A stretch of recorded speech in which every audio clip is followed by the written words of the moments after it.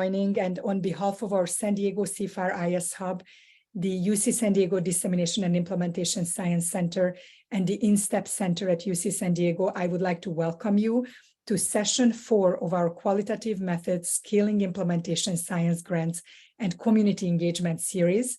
We are very lucky today to have 2 returning presenters and a new presenter who I will introduce you to in a moment. And I will just go through a few logistical slides before I hand this over to them for discussion. We can go to the next slide, please. If you have joined a little bit later, please use this QR code, and we will also drop this link into the chat to sign in. We also would like to invite you to introduce yourself in the chat using your name, location, and your main goal for today's session, what you are hoping to get out of this session. We can go to the next slide.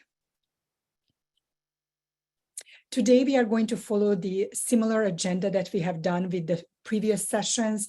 We will have 90-minute didactic session presented by our wonderful 3 presenters.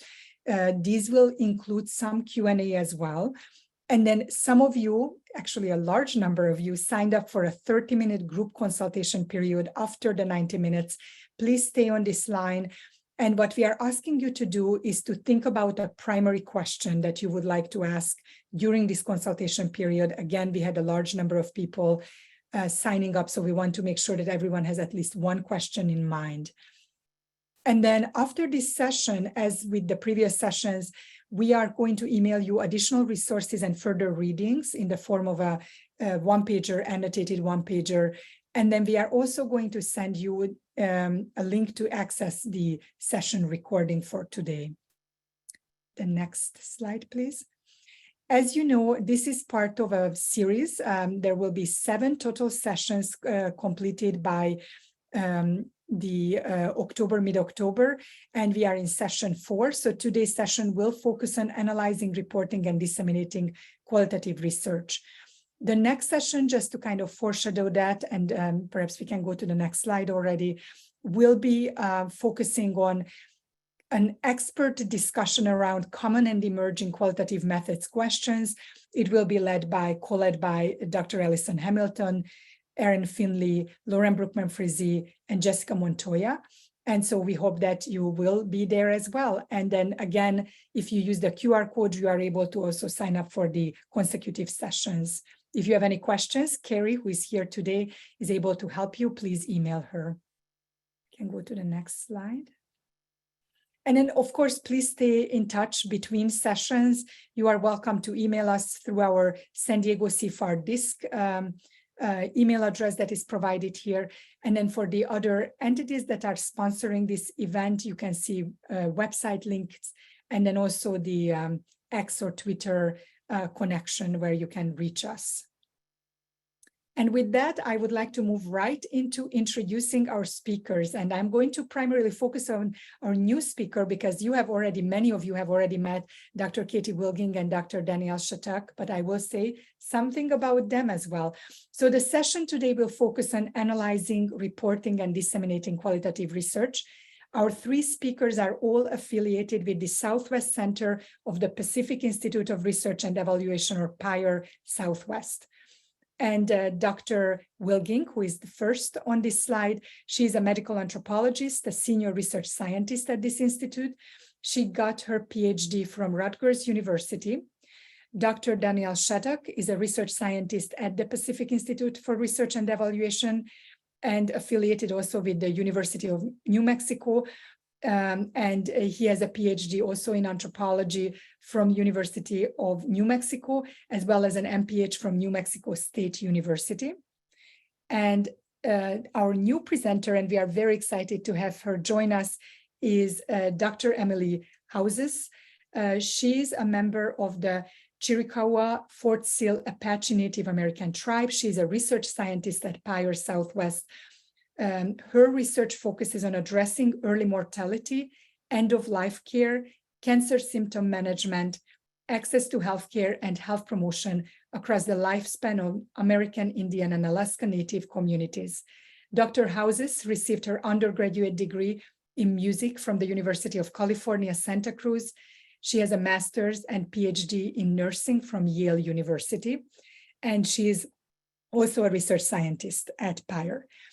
Thank you so much for being here. I'm going to hand this over to them for the next 90-minute session, and we will be in the background here to facilitate any discussion.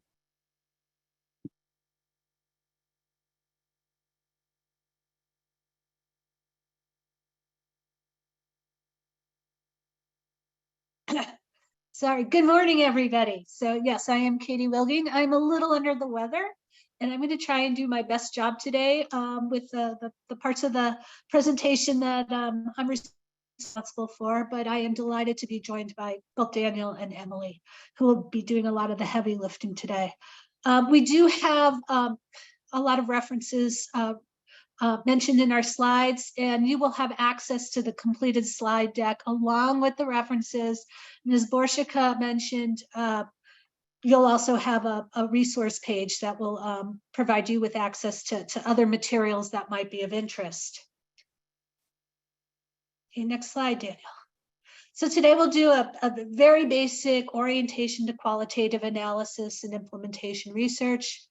What you can do to prepare for qualitative analysis.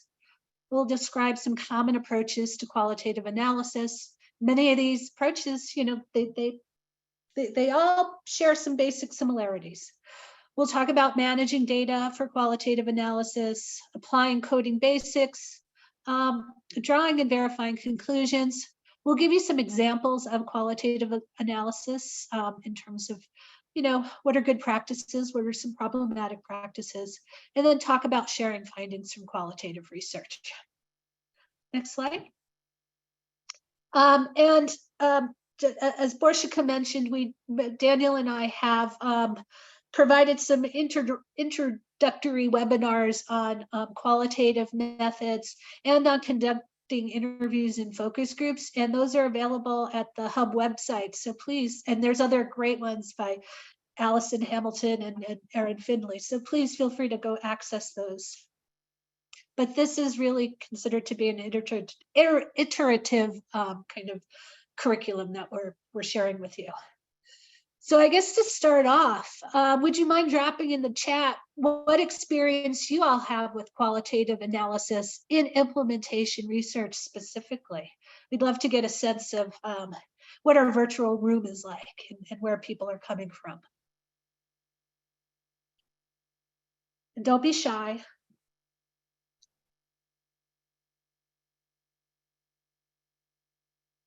New to analysis. Well, that's always great for us. All right, 20 years plus. So Olga, you should feel free to chime in when you have ideas to share. Rapid and thematic joint display, we'll be talking about some of that today. Analyzing focus groups and interview data.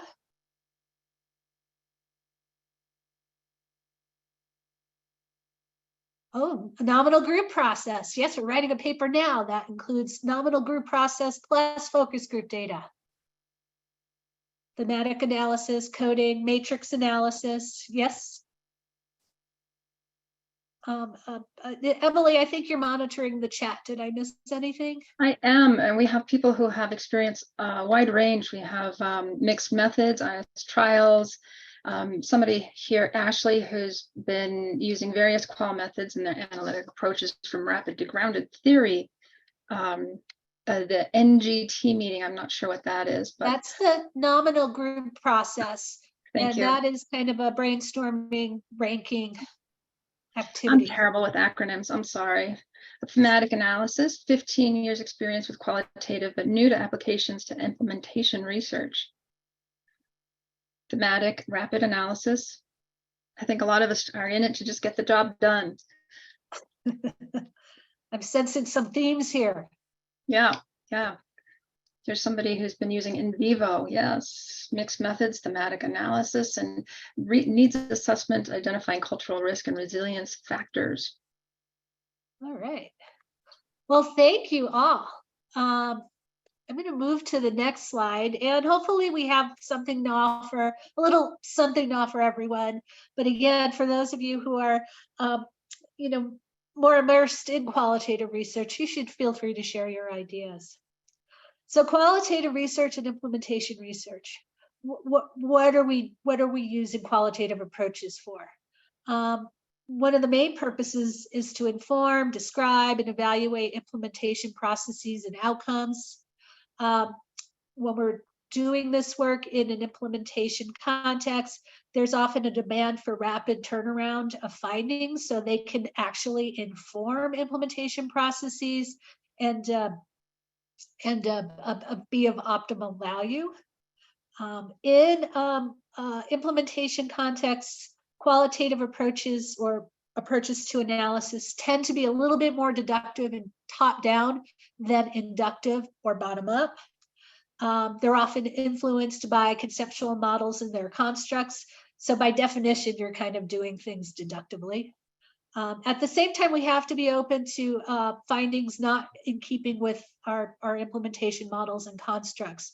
So a great example is a project that Daniel and I have focused on improving school climate and culture for LGBTQ students to improve their health outcomes. And our project is very much influenced by the exploration, preparation, implementation, and sustainment framework, or EPIS. And so we designed a lot of our interview instruments and our other data collection instruments with that model in mind. But at the same time, we're like, we have some really cool data here. And we just recently completed, an analysis using concepts of power from Foucault to make sense of our data. So you can actually do neat things. You don't have to just restrict yourself to one model.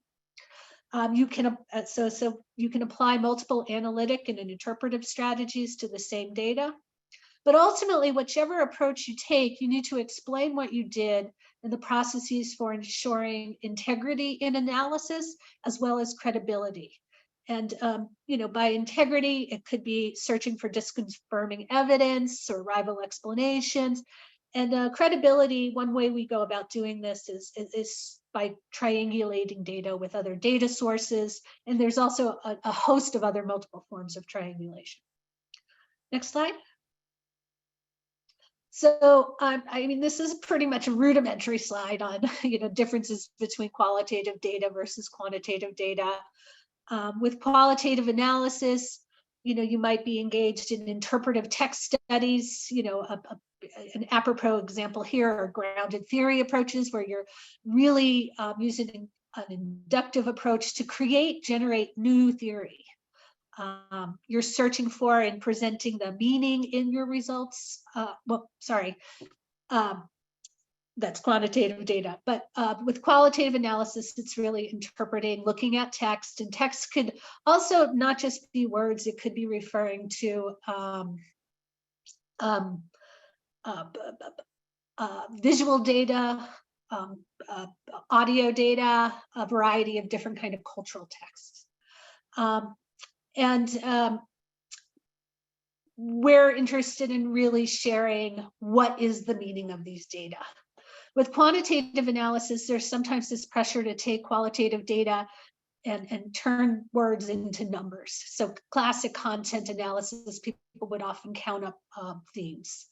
When we think of quantitative analysis, we're thinking of statistical and mathematical analysis of numeric data.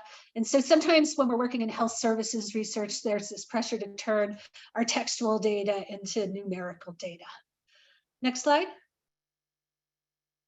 So the challenges of qualitative analysis. The first is we got a lot of data. Text can create a lot of data and we need to make sense of it. And this involves reducing that amount of data, nuggetizing it, so to speak, figuring out how to sift through trivia to determine what is significant about the data that I have. And we do this by trying to identify patterns that keep emerging and re-emerging, so we can feel confident that this is what this data is likely telling us. We need to make sure we engage in processes to assure the rigor and credibility of our data analysis. And then one of the biggest tricks, and I think people find it's harder to do than not, but it's communicating what the data means. Most of our time is actually spent writing. So writing is just, you should expect to spend just countless hours to really be able to provide a solid presentation of your qualitative results. Next slide, please. This is just a slide to give you a sense of the breadth of different approaches you can take to qualitative analysis. There is no one way, although there's common things that we'll talk about that kind of thread through all different kinds of approaches.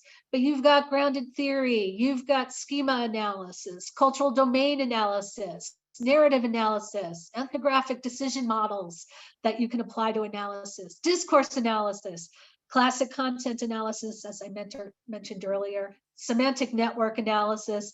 And this is just like a fraction of all the different approaches. I don't even think we have here the ones that we might be using in implementation science, like rapid qualitative approaches.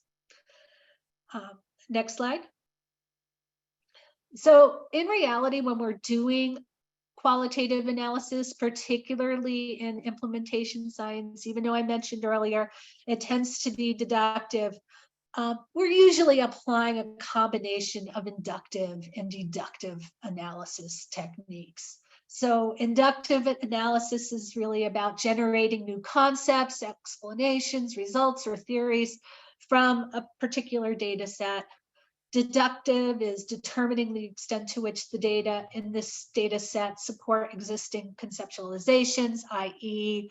our frameworks, to the extent to which it also supports explanations, results, or theories.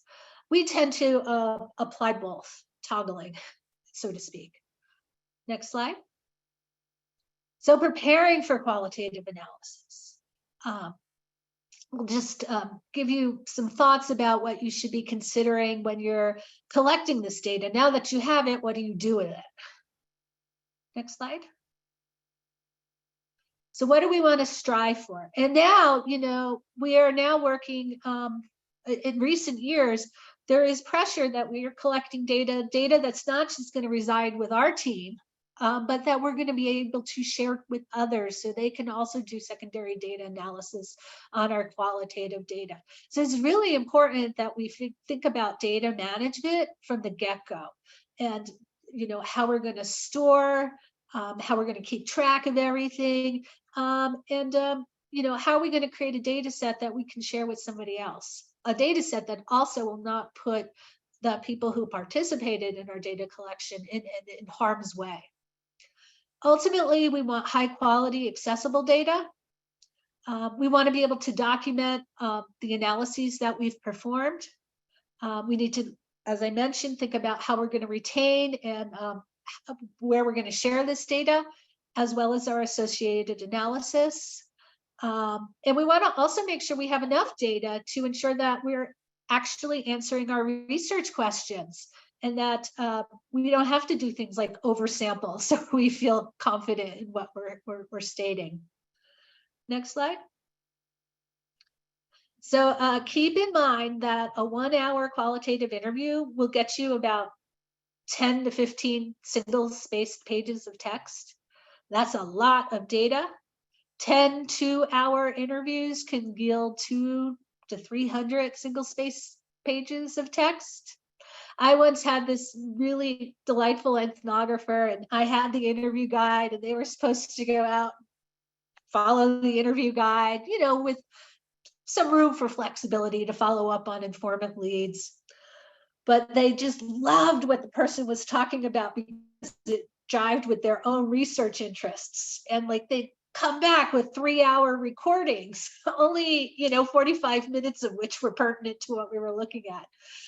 That was a very expensive endeavor. That's when you had to pay for, the actual person who was going to transcribe. It's a lot cheaper these days with some of the electronic processing we could do, but super expensive undertaking.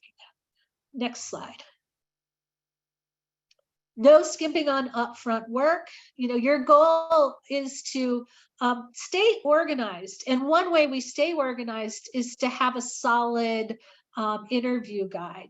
This way we can organize our transcription with the interview guide in mind, and then we can actually import the transcripts into coding software in a way that makes it already easy for us to manipulate the data or to go where we want to go. So you can do things like code by questions, code by domains or topic areas, but you want to think through this. Do not fall behind on transcription or field notes. Again, it's getting easier not to fall behind with like transcription at least. But with field notes, if you're going into the field collecting data that's like unstructured, that's based on methods like participant observation, or if you are actually doing a rapid qualitative approach like radar, which I believe Daniel will be talking about later, you actually have to go back to your office or back to your home, back to your computer ultimately, and you need to write up what you saw and what you found. You need to take your jottings and you need to expand on them, or else you're going to lose it. Do not underestimate the time and money it takes to get data prepared, whether you do it in-house or you contract with a transcription service. Even if you're using a transcription service with AI capabilities, there's still labor involved. You need somebody to proofread these transcripts and to ensure that they're accurate. And if data are structured or in semi-structured form, it really is important to instruct whoever is in charge of transcription to make sure those documents are formatted to the specific software program requirements. So whatever software you're using. Next slide. Yes. There's a question here about AI doing thematic analysis of transcripts. Is that a question we want to answer at the end, or how do you want to? I have not used AI for that very purpose. I know I'm hearing more and more conversation about that. I would still argue that the human needs to be involved because sometimes there is this thing called context, and I'm not sure the AI is always on top of the context. And maybe Emily or Daniel, you want to chime in. I'm seeing it used where there will be a parallel, excuse me, there will be AI used, but also a parallel analysis done by the human, and a comparison is made so that we can get a bigger picture. But it's about context, it's about cultural cues. There's a lot more. Oh, she froze. I think she was going to say there's a lot more that probably isn't going to be captured in the text by itself. I also see that Olga, it looked like you were raising your hand. Did you have something that you wanted to add to that? Yeah, this one I can comment on because my background was initially in applied mathematics. So algorithms used for those types of analysis I've studied 30 years ago at school. What happens is still the initial coding is needed to train algorithms, or you need to do the initial so that labeling that you are doing could replicate it to large data sets. So what I'm hearing, Olga, is if you rely on already established models, you can rely on already established models when you use concepts that that the algorithm has been already trained for. This is how our sentiment analysis works. Like if we want quickly check sentiment towards something, and we have already trained algorithm for this type of analysis, it can be quickly done. A lot of already is kind of exists in initial models that you can reuse on your data. Mm-hmm. Thank you, Olga. I really appreciate that clarification. And what I'm also hearing is there's just no easy way. You still need the people involved. And I'm keeping an open mind as these approaches become increasingly available and popular. But I still think you can't bypass that human element in analysis. So just in terms of some nuts and bolts, you really want to be thinking about de-identifying your data, and maybe you need to be thinking about the sensitivity of your data. So for sure, one of the things we always do is we give each transcript or data element a unique identification code. But we might even go further by purging the transcript of names and identifiers. It really depends on the sensitivity involved in the study. And of course, as you all know, I'm sure you've all filled out your IRB applications. It's essential to maintain a separate list with relevant participant information or the ID codes. Okay, next slide. You want to create folders with a directory. So you're going to have the site or the case identified, the interviewee type. So we'll assign different numbers to different kinds of interviewees. So if it's a patient, if it's a frontline staff, if it's an administrator, and then you also want to define what type of data it is. And my rule of thumb is always to maintain clean copies of the prepared data. Because sometimes if you want to share the data set with somebody else, it's nice for them to be able to kind of like start with their approach in mind. But I'm always a big champion to keep a clean copy somewhere. Next slide. What to keep? What is your research list? Wish list, rather. When you're thinking about a wish list, think that if an independent research team were given your data set and your audit trail of everything that you collected and all the decisions you make, they could ultimately arrive at the same types of findings. So you want to be able to collect this level of detail. I'm not saying we're always doing a fabulous job collecting this level of detail, but it is something we should be aspiring toward. Next slide. So in terms of what to keep for data collection, you want to keep your field notes, your recordings, your site documents, your notes where you're reflecting on what you're finding. So for example, debriefing forms. You might end up deleting some of this when you have your data in a nice safe space. You might not have the need for the recordings, for example, or the raw field notes if you've written them up and they're available electronically. You want to be able to save and find your initial transcripts, those that were corrected or commented on, and again, saving your debriefing notes or your notes, reflecting what you did.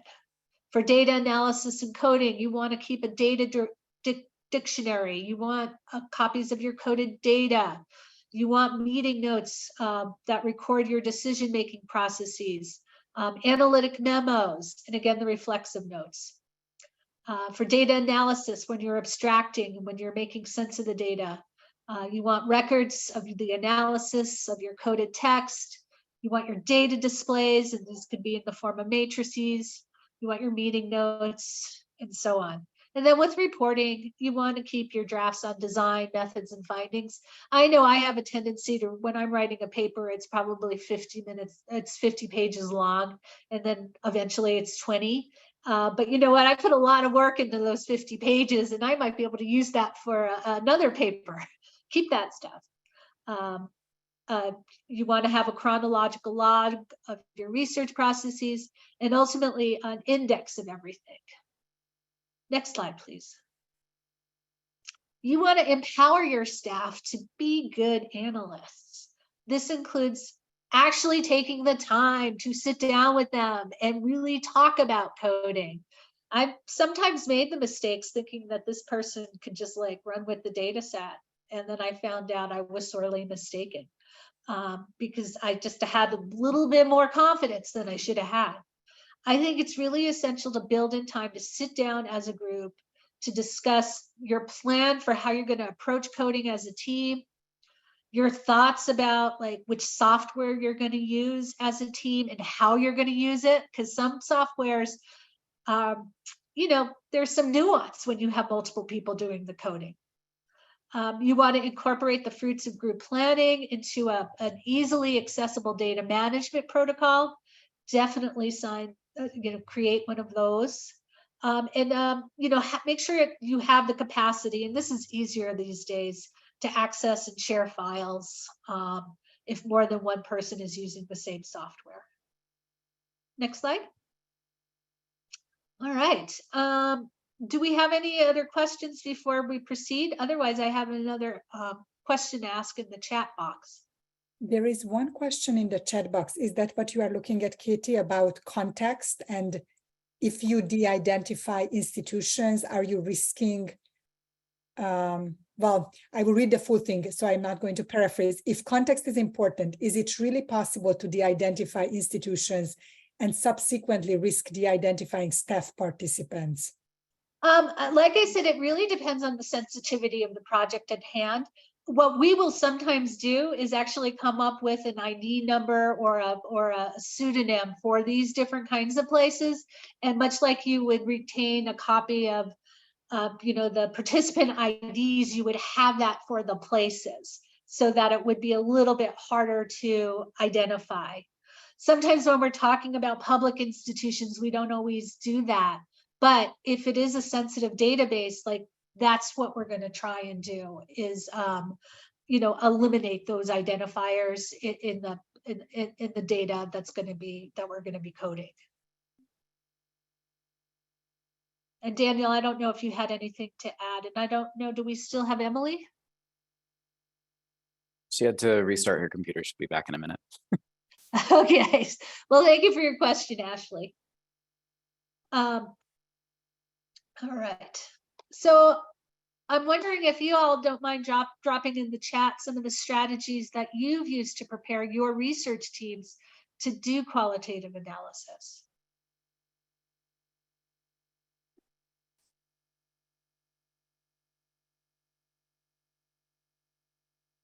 Oh, sorry. Oh, that's you, Daniel. I think he went. How did you do that? You controlled my computer. I did? I think so. I wasn't touching a mouse. Okay, so Emily is in mayhem mode. She's trying to restart her computer in a private chat to us. We always code at least one transcript for consensus. Oh, definitely. Definitely.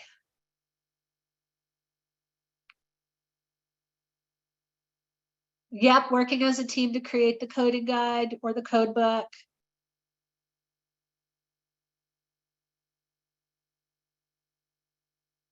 And I'm always a big advocate, at least, of doing some soft coding as a team at the get-go.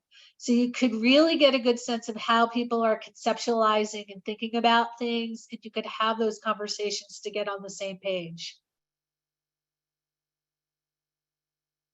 Exactly. Cross-verification. So when you're saying, Olga, when you're saying cross-verification, are you talking about verifying using multiple data sources or doing member checking, or is that along the lines? What I meant is it can be done like random choice. We select one code and go through the team, checking each other. Let's say 2-3 pages. If we capture the same codes, did we capture the same codes? Do we understand it the same way? Or based on the work that has been already done? And another thing is, as you said, search external confirmations, external sources to support your understanding of the code or the theme or whatever is emerging. Okay, great. Yes, exactly. Those are all practices you want to engage in. Is there anything else in the chat, Daniel, that I missed? I'm not the best at. Let's see here. Nicole had a good comment about if they weren't part of the interview, making sure that they're familiar with the interview guide and start by reading a few transcripts to get a sense of the interview process. And also sharing some of that initial coding with the people that collected the data. I think sometimes there's a big disconnect between the coders and the people who collected the data. And the people who collected the data have head notes. You know, they were actually in the field. They experienced the context. They might have a different spin on the data that's not going to be afforded when just reviewing a transcript. So I think it's really important to have those conversations between the data collectors and the coders. And that's something that we do in our team constantly with our regular team meetings, is as somebody's coding, coming in with their questions, asking the interviewers and other folks on the staff, like, what does this mean? What was the context of this comment? Those types of things. Yeah. So I'm not sure if Emily is back on, but should we proceed? Yeah. Yes, create the code book. Were you doing this part, Daniel, or was Emily? Yeah, I'll take care of it. Oh, perfect. Yay. I'm going to pass the torch to Daniel. Great. Well, so from here, we'll move into just some common pieces of qualitative analysis. These will change based on the particular kind of methodological approach that you're using, but in general, there's 4 phases to qualitative data analysis that lead to the results or the findings. These phases are not linear. It's common for a research team to return to the data set to look at new ideas with more categorizing, coding as the analysis develops.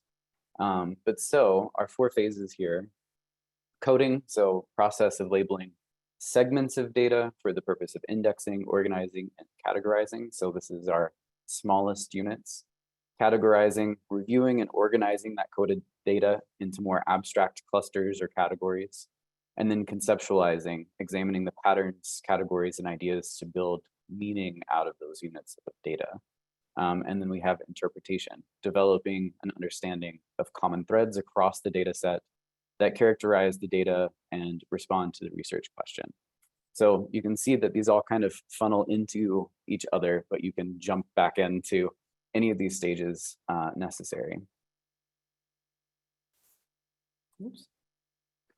An initial part of the analysis is figuring out how you're going to organize it. And we can organize our analyses in multiple different ways to try and highlight specific kinds of questions. So maybe we're thinking along the lines of important processes that we want to highlight in our analysis. So like Catie mentioned, a lot of our work, we use the EPIS framework. So maybe we're organizing our transcripts and data sets based on the phases, so that as we're analyzing, we're really highlighting particular things that are important to exploration, preparation, implementation, or sustainment. Maybe we're more concerned about organizing so that we can illuminate key issues derived from the research. So maybe the phase isn't the thing that we're really worried about, but we want to zoom in on school policies and procedures and how they change over time. So then our analysis really doesn't need to be phased necessarily, even though that might be helpful for looking at change over time, but we're really zeroing in on policies and procedures across all time points. Maybe we're analyzing specific types of questions, so grouping together responses to questions about particular constructs. Or maybe we're using sensitizing concepts, which helps give the analyst kind of a general sense, kind of a general frame of reference for the analysis, and enables us to assess the salience and meaning of key concepts from the perspective of participants, or these are concepts that we bring to the data, and kind of goes across coding, categorizing, conceptualizing, and interpretation. So an example of this is we, like Catie mentioned, we recently completed an analysis integrating ideas around power. So we revisited our data set and looked specifically at all of the codes, the themes, the categories, the concepts that came out of our initial coding, and then reinterpreted those results based on ideas of power. So material power, epistemic power, discursive power, those types of things. That involved recoding some of the data into those particular concepts, but some stuff we could preserve the original codes. So it wasn't necessarily a reanalysis, but it was a revisiting of an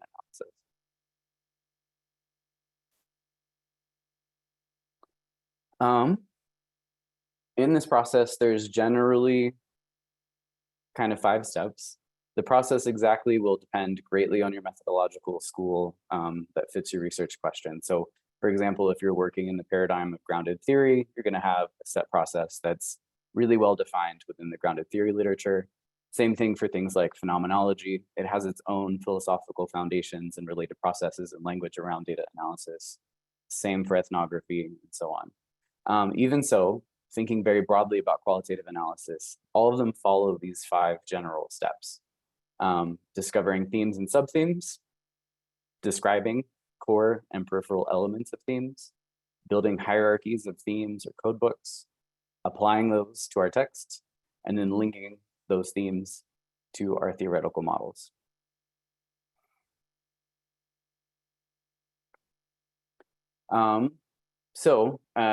A couple of techniques for looking for induced themes. So since we follow generally both inductive and deductive kind of analysis, I thought I'd maybe give some tips on looking for induced themes in case folks are not familiar with that.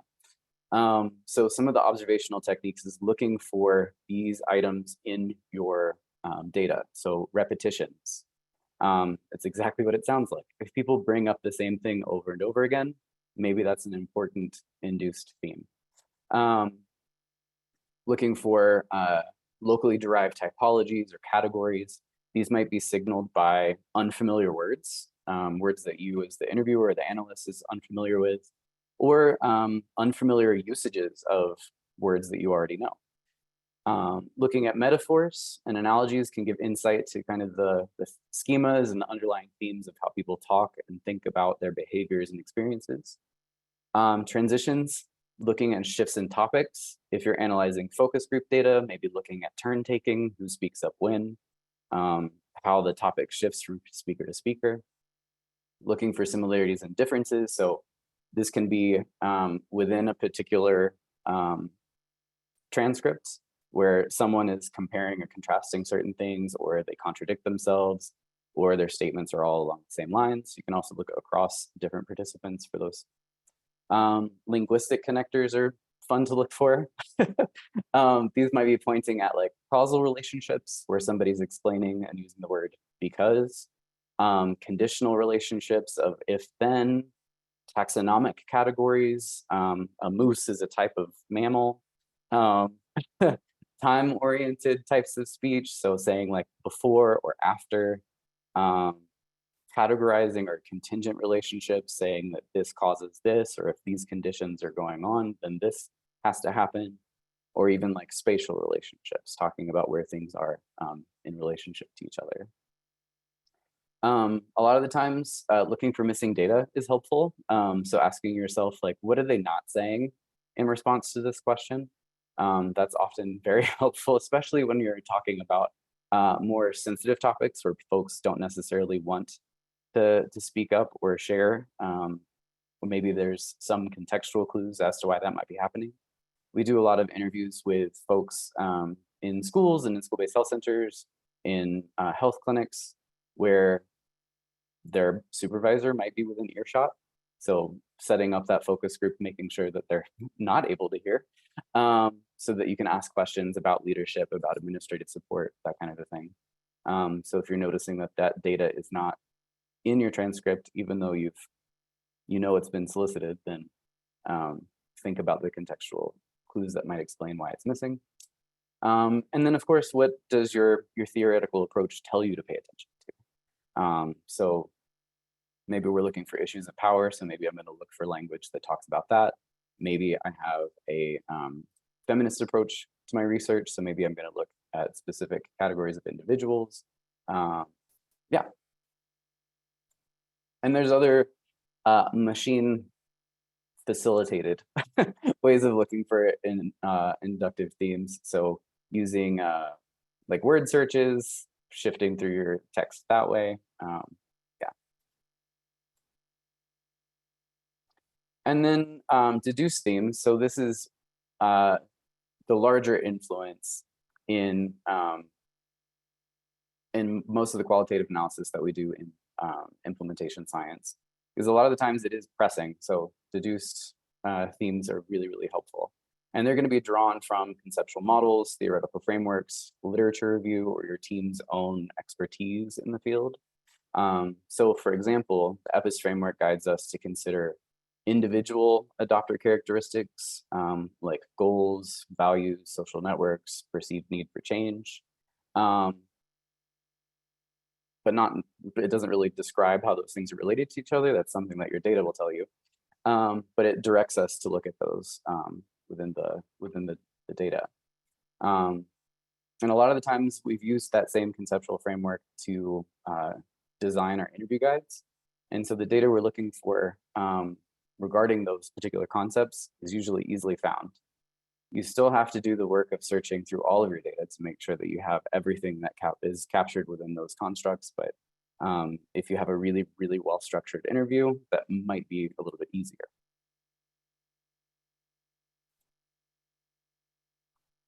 Okay, I think are there any questions in the chat that I should be paying attention to, Emily? We have been addressing them in the chat. Okay, awesome, thank you. So some basics of applying codes. So what is a code? It's a short name or a phrase that stands in for a group of similar items, ideas, or phenomena a researcher notices in a data set. It usually is really close to the concept. The name of it is usually really close to the concept that it describes. And it should really help you condense data into a manageable form for analytical purposes. So thinking at the right level for where the codes are going to be useful for clustering together. And just like I mentioned for looking for themes, we've got inductive codes. Oops, sorry. My computer is freezing on me.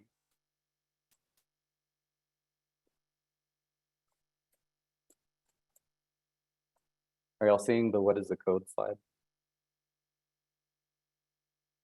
Yes. Yes. Thank you. Okay. Sorry, my screen went completely black there for a second. We have both inductive and deductive codes. So codes that we're creating based on the material that's in front of us, and then codes that we've created before we go into data analysis that are based on our theoretical framework, research questions, or evaluation design. Old school coding. This is shamefully how I did some of my doctoral research.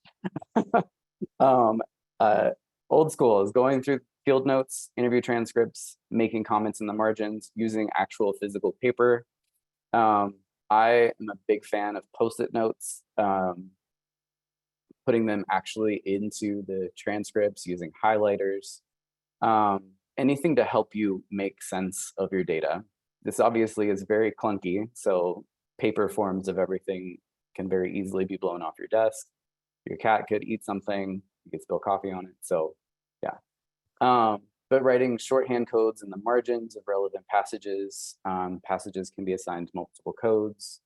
And then once you've gone through this process of really diving into your physical copies of everything and creating your codes, then you can go through in a more formal kind of coding process.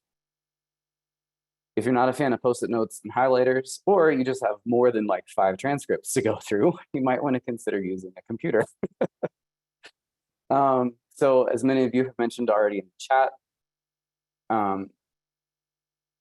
there's many different versions of qualitative data analysis software out there, and they really are very helpful for facilitating data storage, coding, pulling data, linking across different codes. It speeds up the process a lot for locating coded themes, growing data into categories, and comparing passages across transcripts or within transcripts. It saves you the work of needing to shuffle a bunch of papers around on your desk. You have everything in one spot. One thing to really highlight about this, though, that is a surprisingly common misconception about qualitative analysis data is that the software doesn't analyze for you. The software just organizes. It organizes and labels. The human that is using the software is still doing the analysis. So the analysis is really only what we tell the computer software to do. It may be able to look and find specific words. It might be able to figure out frequency of things coming up, but it's not actually like deciding how things get coded or how they link together or how you're making sense of it. So if you have folks newer to your team, there's a big difference between just coding and actually analyzing data.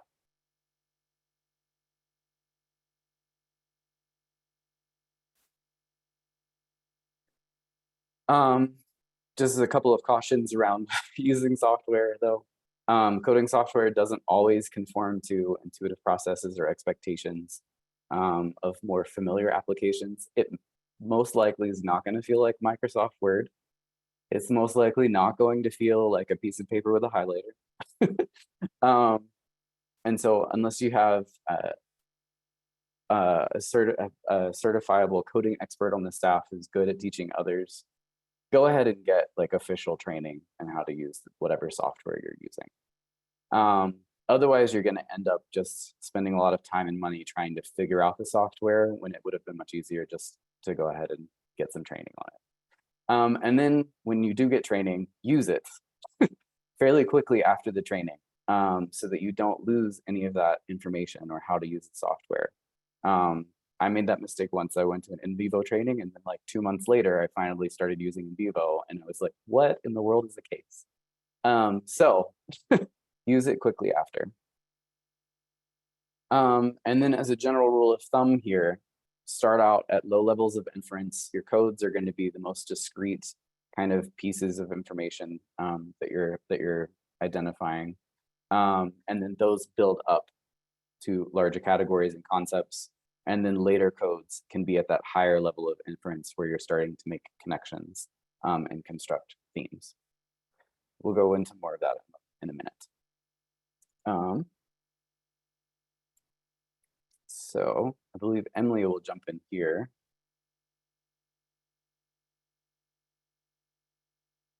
And there were a couple Emily, of questions. can you hear me? Yes.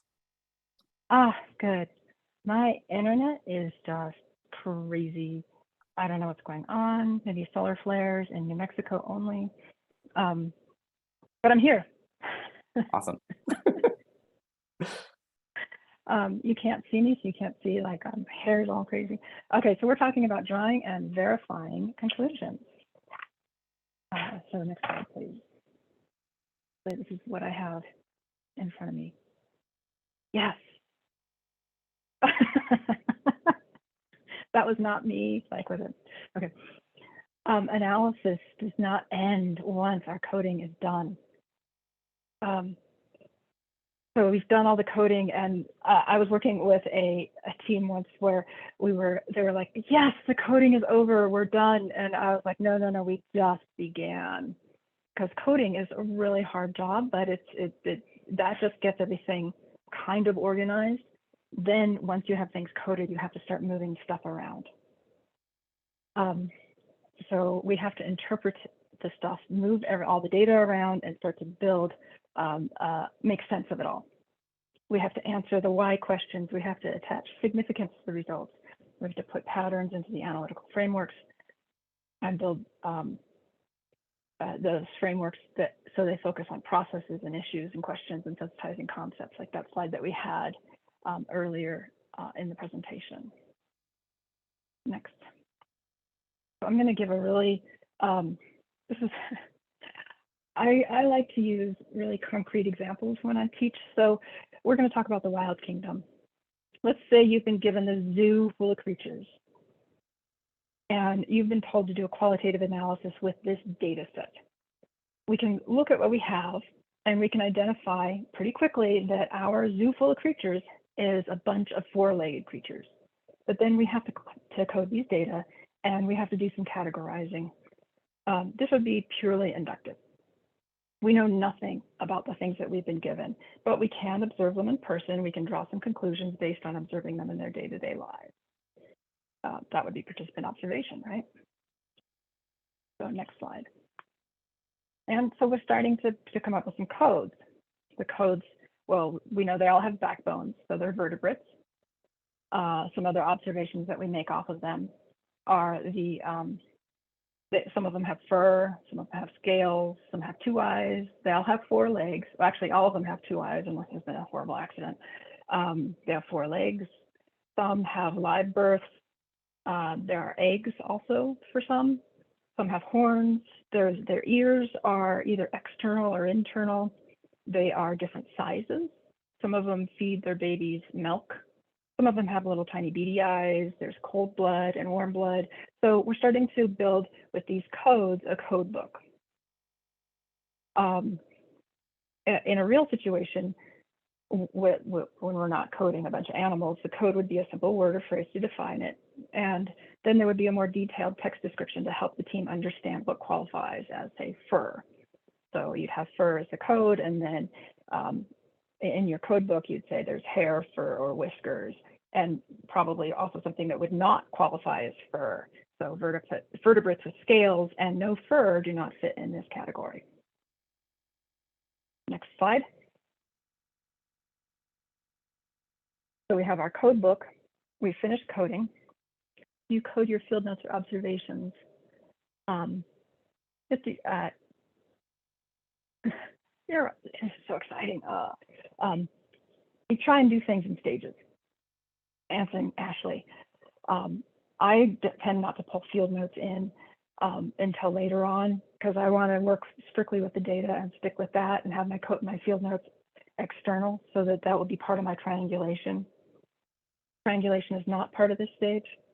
I'm just coding. I'm just coding my data here. The data is this thing, and others might have another approach depending on what school they're in. The school, when I say school, I say, are they grounded theorists? Are they sociologists? Or are they doing phenomenology or something? But I don't want to get too distracted because we're sticking with the wild kingdom right now. So we have our code book. And so with all these codes, we can start to cluster them into categories. And so looking at them, we're thinking, well, some of them we can cluster into a category of fur and beady eyes. Some of them we can put into a category of fur and eat only grass, and others fur and eat meat. And then there's scales, but there's a category of scales and a category of warm-blooded and a category of cold-blooded, and so on and so forth. Next slide.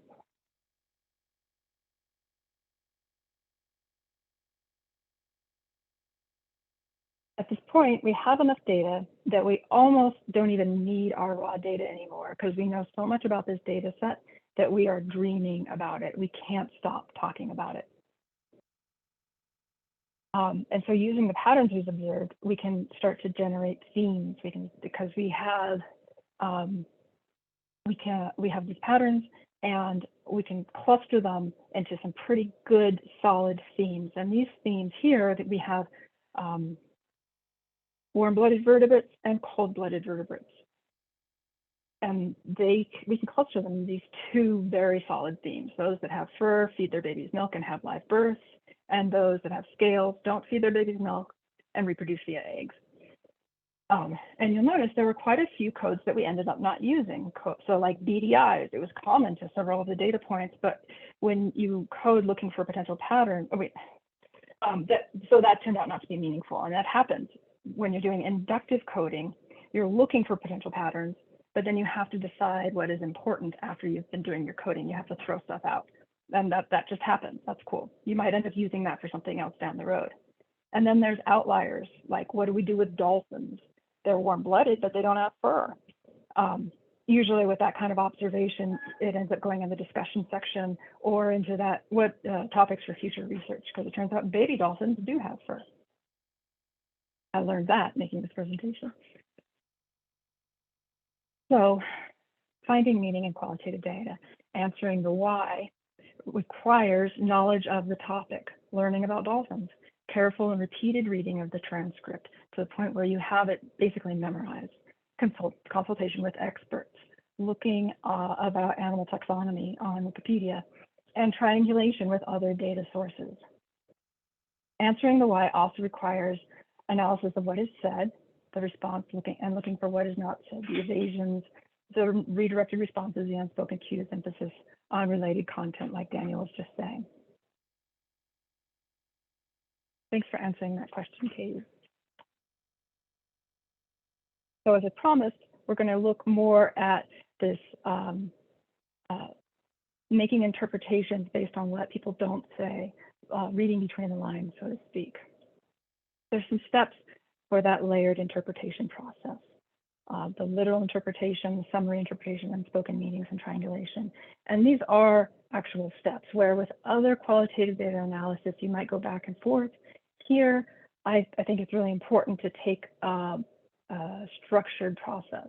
So unless the task at hand is to conduct a very basic descriptive analysis where your job is just to summarize the interviews, don't interpret, you're probably going to need to do some layered interpretation. And this is something that takes practice, but it's also really exciting and rewarding, at least for me, because that's where you start to really build meaning. So the first step is to do a close literal translation of the text segment. You don't need to do this with every line of text in your entire data set, but there will be some parts that give you the sort of goosebumps for some reason. They raise that flag that says this is something you want to be sure to go back to and do a close examination because there's something juicy in there. So this is a segment from an interview with a person working within the justice system in a very rural state. Their job was to support justice-involved people living with substance use disorder.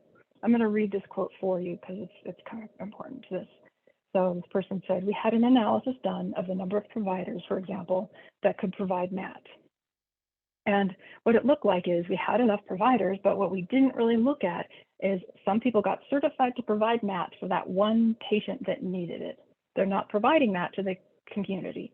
They don't have a MAT program. And in rural state, access to services is not just is there a provider, it's can you get to the provider?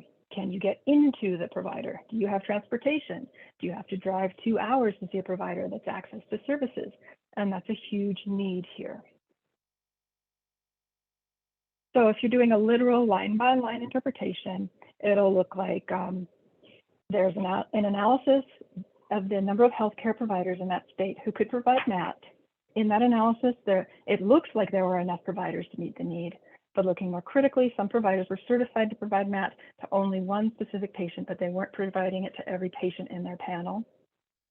People in the state don't have easy access to providers in general. Do healthcare providers have room for new patients? Do patients have to drive a long distance to see a healthcare provider? And there is a need for healthcare providers in the state. So the next step is to summarize the entire quote. So this will be a summary interpretation.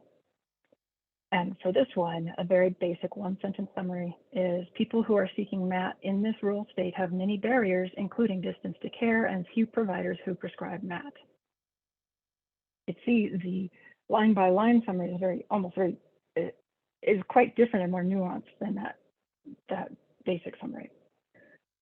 So then the third step is where we read between the lines to see what the participant is saying by not saying. The next slide, please.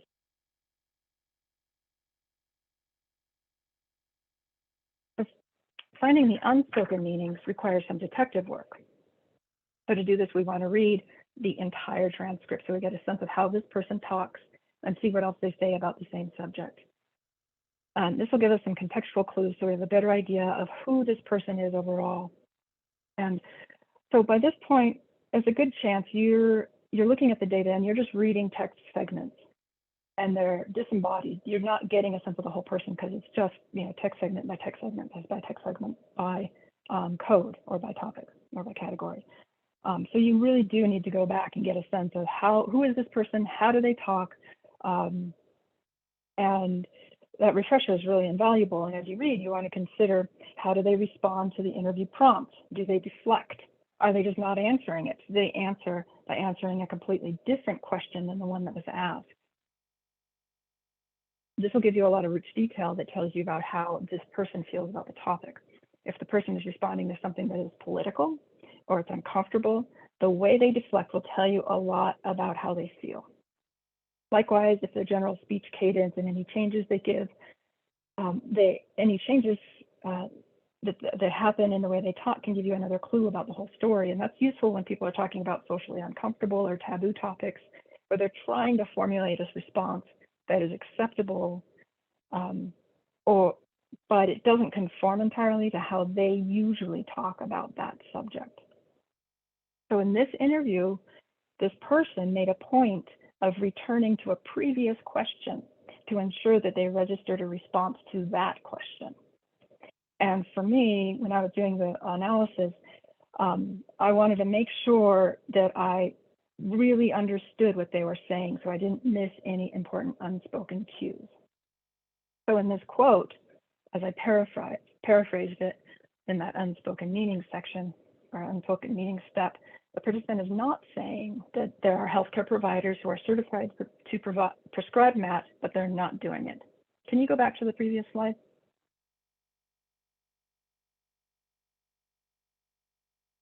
There are not enough providers in the region, and when they are, the people who are justice involved may not be allowed access.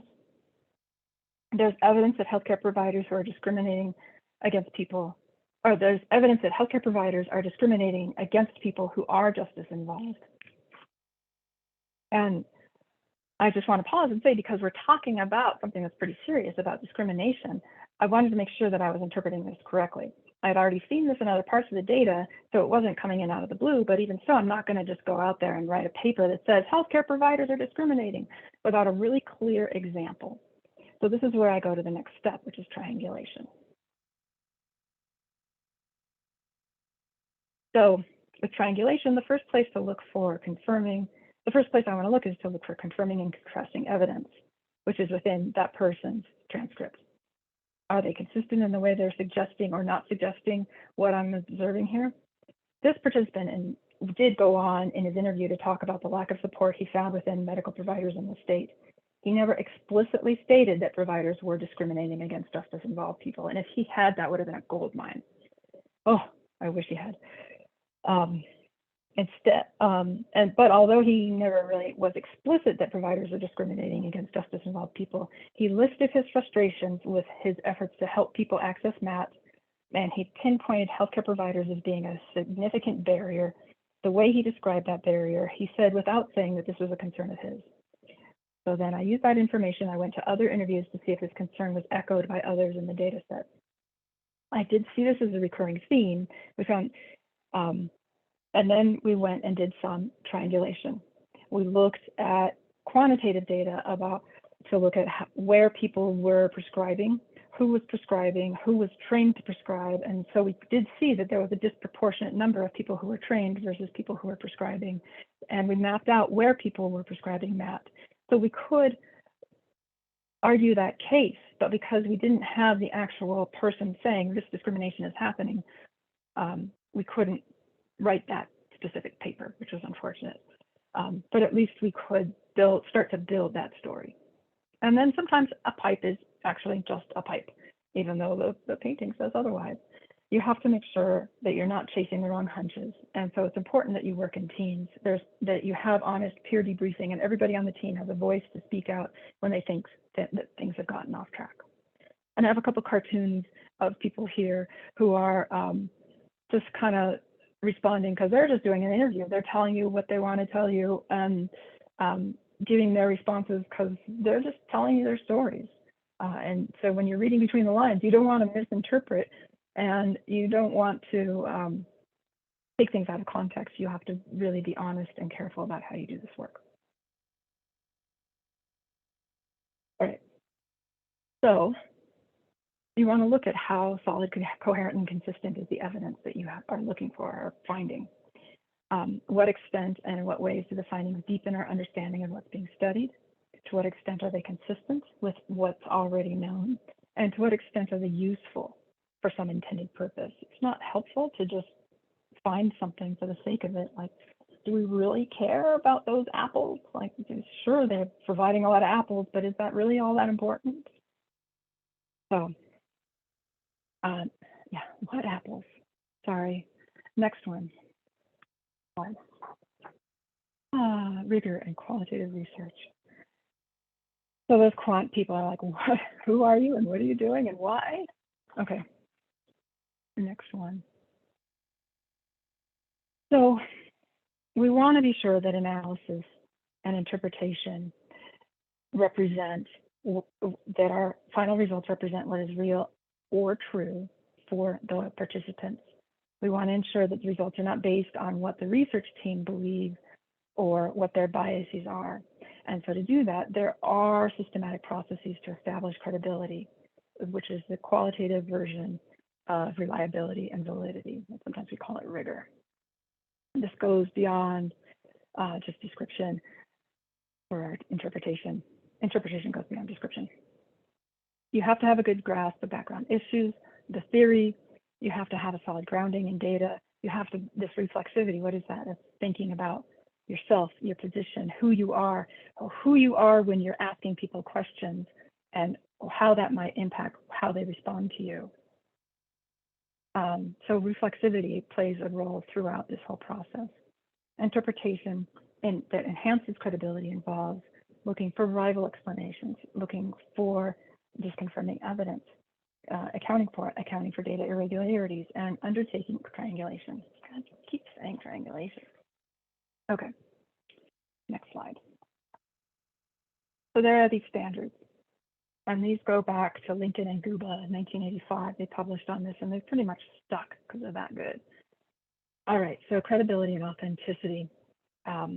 This one is where you establish that you are relatively neutral and that the research is has a reasonable freedom from unacknowledged research biases.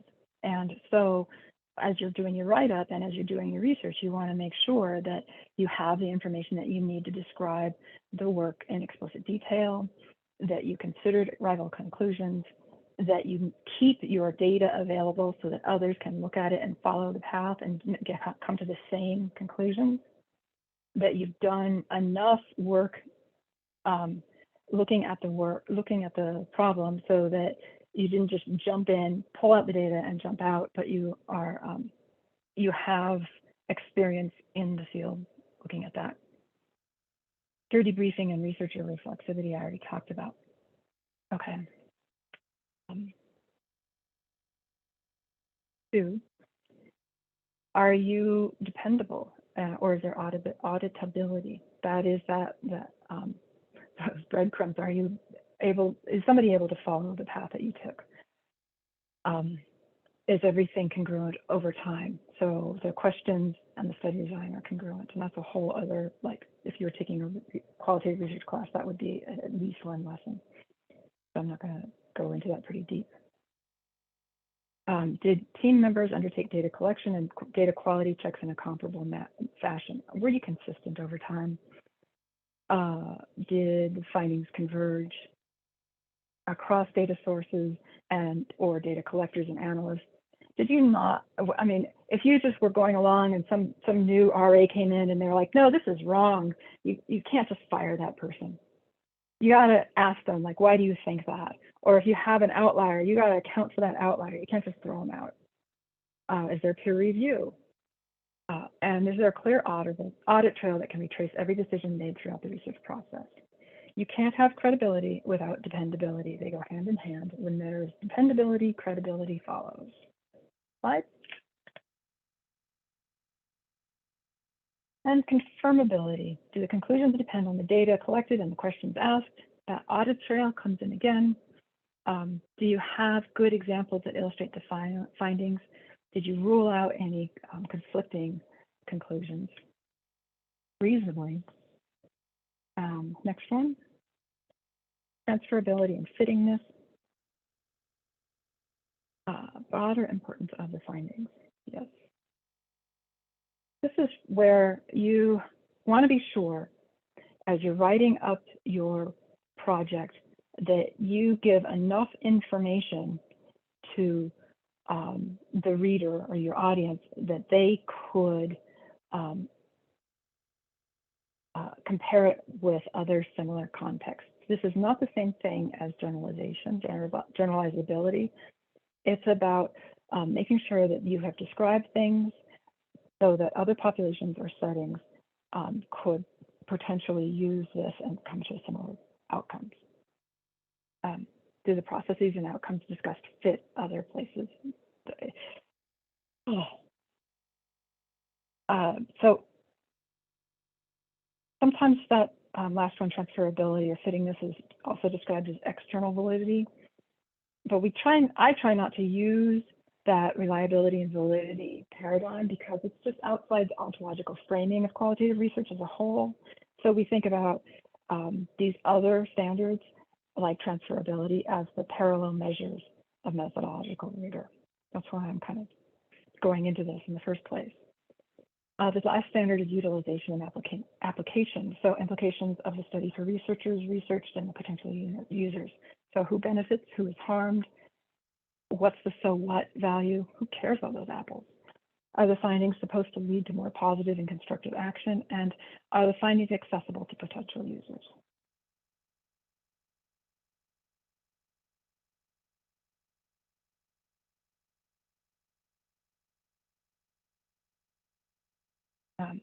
Doubting Tom.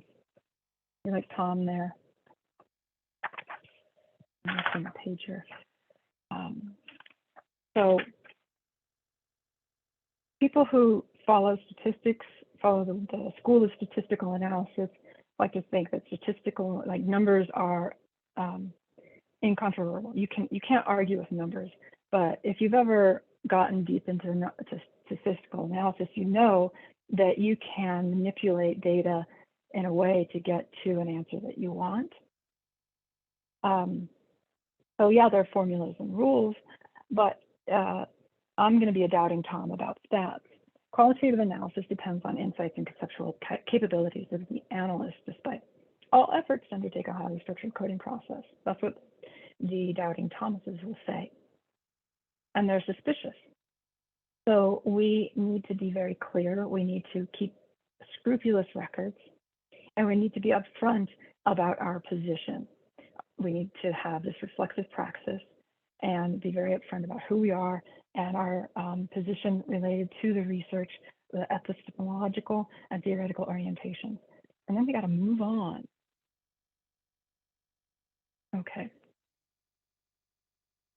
Talk about some examples. These are all things I'm really passionate about, so I could just keep going and going and going, but I'm not going to. I'm holding myself back because we don't have that much time. So some examples of qualitative analysis. Oh wait, that's you, Daniel. See, I was just going to steamroll over Daniel. That's Go. okay. So in the interest of time, I'm going to zoom ahead to just a couple of the examples that I want to highlight, and I'll move kind of quickly, but our resource guide will have more information on where you can learn about these too. The first one that some of you may have heard about is RADAR, Rigorous and Accelerated Data Reduction Technique.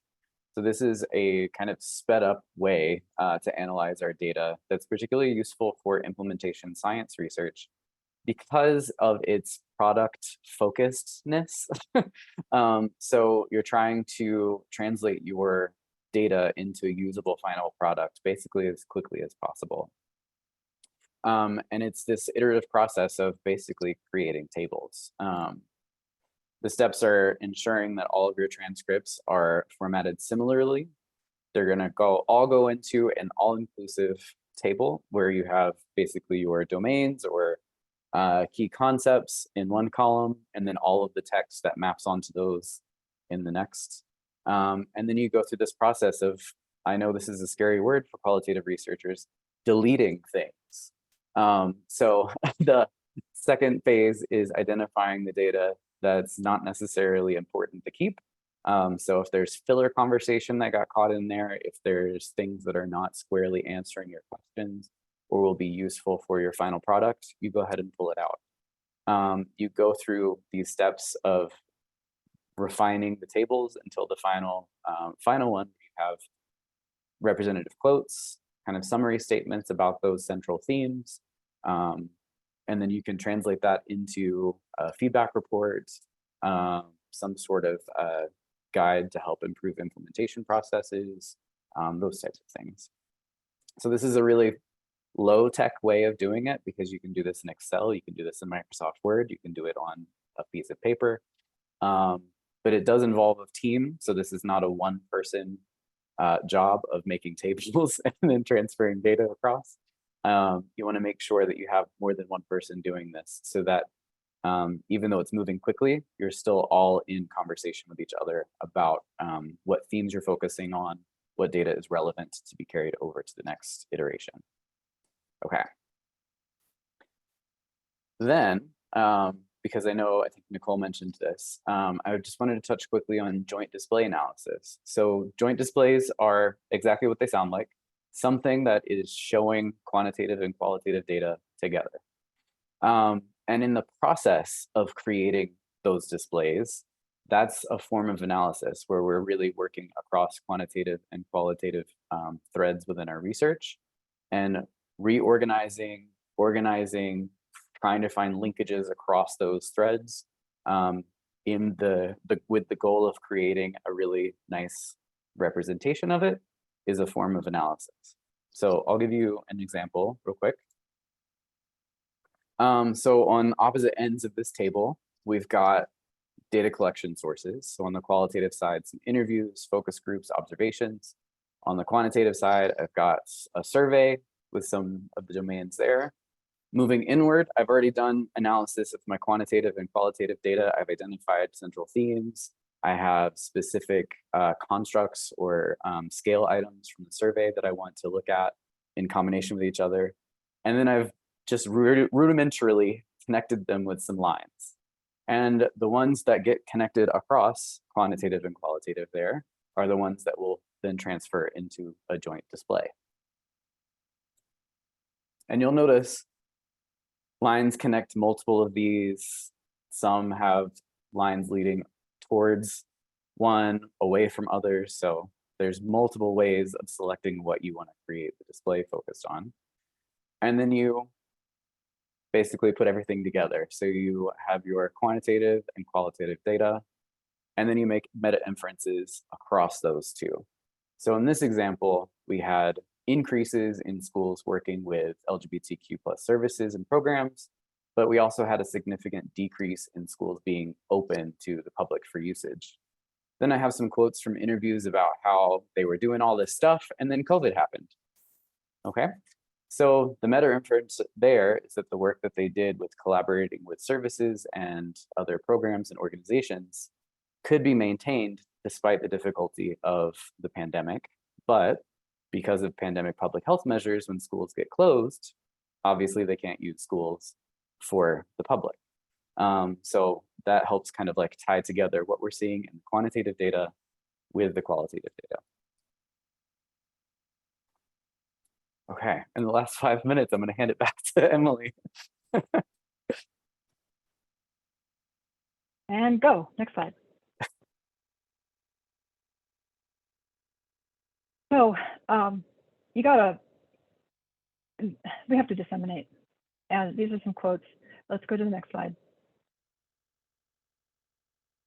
The important thing is recognizing that whenever you tell stories of other people, you're in a position of power. And that means that you can also inflict violence on other people.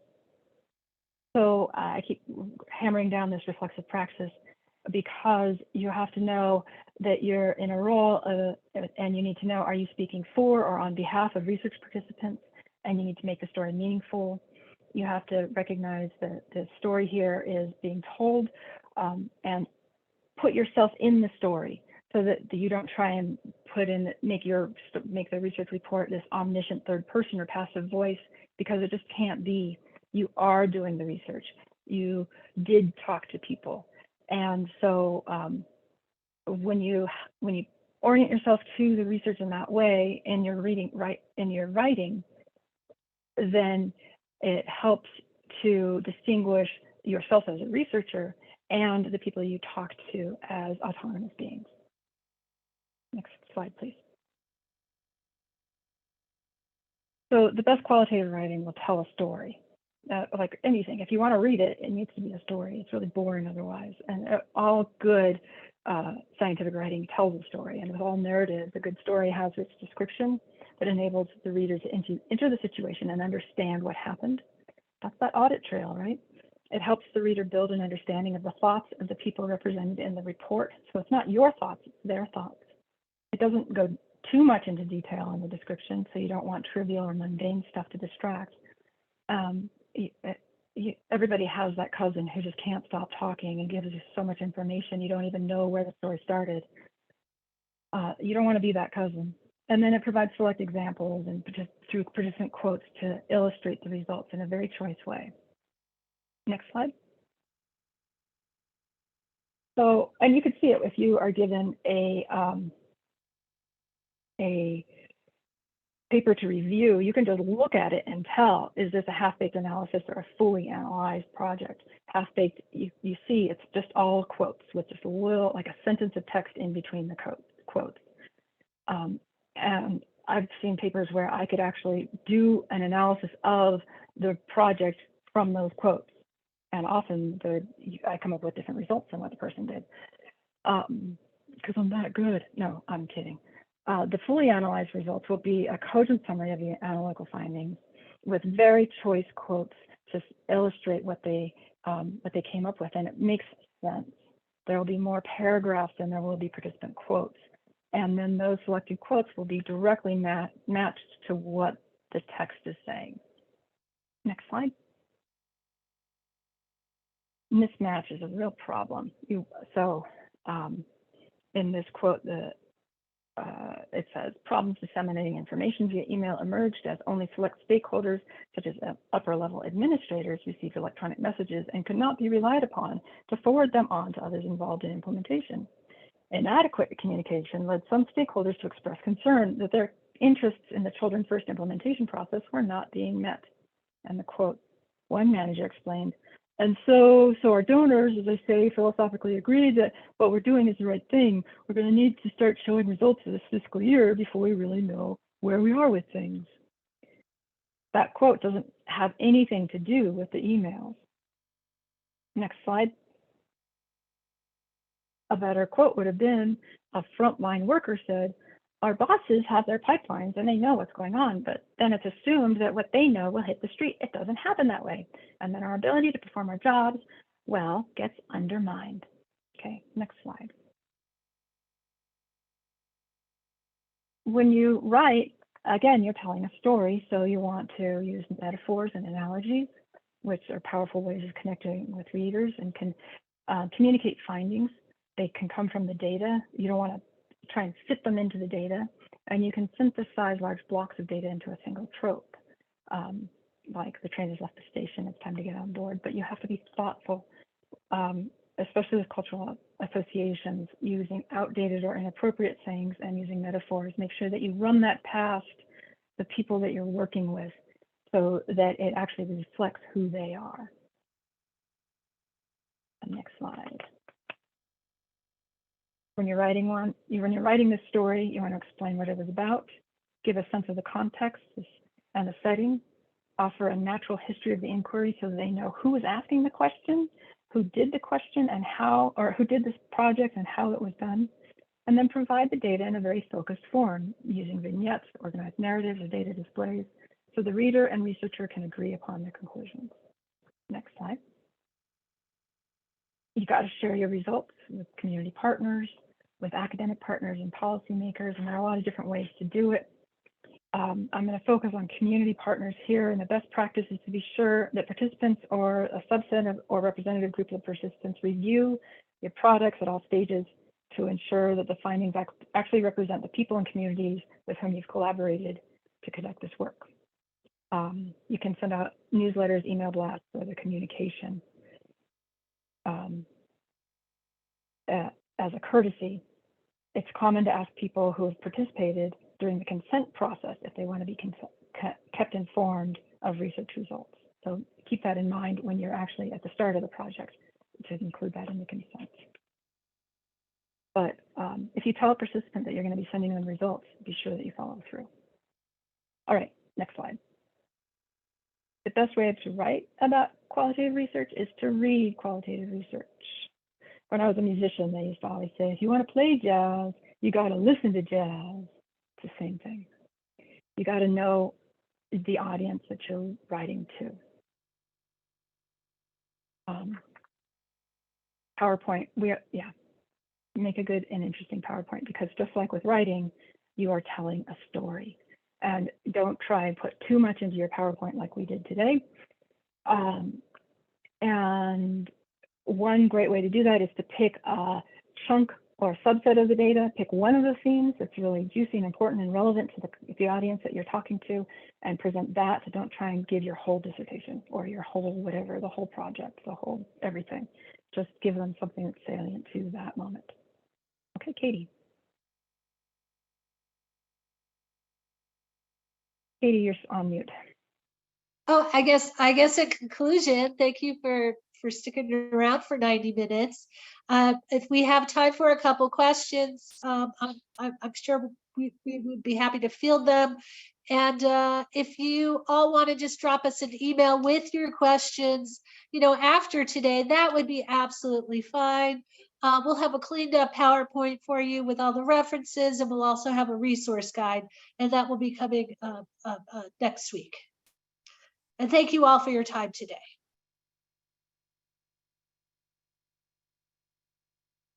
Thank you so much, Catie, and